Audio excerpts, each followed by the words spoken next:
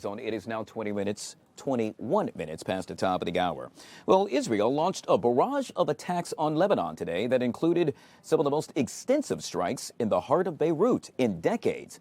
The Israel Defense Forces said it targeted more than 100 command centers and military sites of the Iran-backed militant group Hezbollah.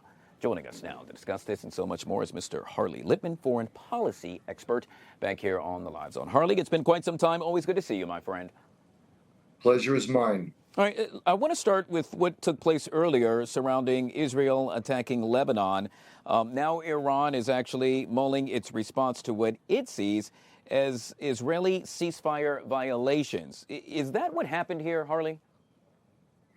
Well, all I know is that I find it a little odd to understand that Israel agreed not to attack Hezbollah, provided Hezbollah did not attack Israel. So there's a little bit of confusion about what's taking place right now. I just know that Israel sees Hezbollah as an existential threat, and they see it as clearly an arm of Iran, where over decades, Iran has been able to hide behind Hezbollah, but really it's all directed from Iran. So they're using Hezbollah to fight and attack Israel. All right, we'll have to continue to keep a close eye yet again with what's going on inside Lebanon. I want to revert back to the ceasefire now between the U.S., Iran, and Israel. But Harley, before we really jump into that, a lot of people are saying that the Iran war is really Israel's war. And you actually being so well versed surrounding all things with that, I'm hoping you can give us your take. Sure, I'll give you a quick statement, and this is all based on facts. President Trump talked about, when he wasn't president, attacking Iran in 1987 and 1988.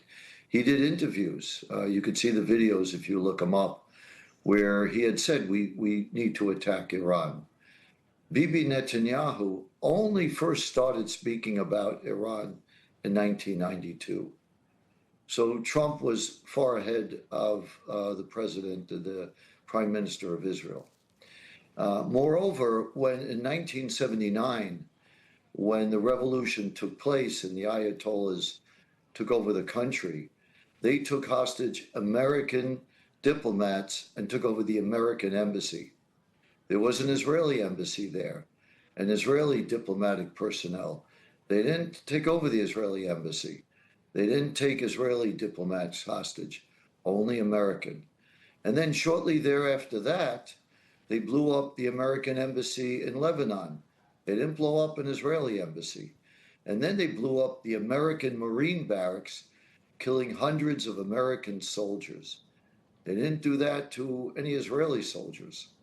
So I think if you trace the history, the fact is that Iran has been at war with America since 1979. And President Trump, even when he was a civilian, recognized the dangers of Iran before most anyone else. So, Harley, we know that later today, 2:30 our time, 2:30 Eastern, you made mention of the Israeli Prime Minister Benjamin Netanyahu. He will convene a security cabinet meeting. This meeting, yet again, taking place this afternoon. But I guess the question I need to pose to you is, what is it that the Prime Minister wants in order to be satisfied with the current relationship and or the lack thereof with Iran? Well, just before I answer that, I want to add a last point, which is that Iran could reach Israel now. It's been doing it. It's been firing ballistic missiles. It's been firing drones at Israel very effectively. The reason why I'm mentioning that is one of the biggest issues on the table with Iran is their missile program. They're building ICBMs, intercontinental ballistic missiles. So obviously, since they can reach Israel, why are they building these intercontinental ballistic missiles? There's only one answer: to reach the United States. That's what they're designed to do. So another reason why this is and has been America's war. Going back to your question, if I understood it correctly, what is Bibi Netanyahu looking to be satisfied with the outcome with the war in Iran? Is that your question? That is correct, sir. Well, I think he would like to see regime change. I think Israeli and American foreign policy may be different. The United States never started this war to have regime change. They did it for three reasons. Trump was very clear: no nuclear, no missiles, no proxies. Israel, on the other hand, is a lot closer to Iran and is very threatened by that proximity. So Israel sees that whatever the regime is, it stays in Iran, which is the radical clerics. If they stay in power, they're determined to destroy Israel. So Israel is trying to deal with that proactively. Where the Harley, United if I could States, just interrupt just 1 second. You made mention of the regime change, but earlier today, Defense Secretary Pete Hegseth clearly stated that, well, that's occurred, not once, not twice, but this is the third regime, if you will, now in power. And so are you stating that Israel perhaps wants to see another regime in power? Is that correct? yes, the son of Khomeini, who is now in charge, is considered more of a hardliner than his father.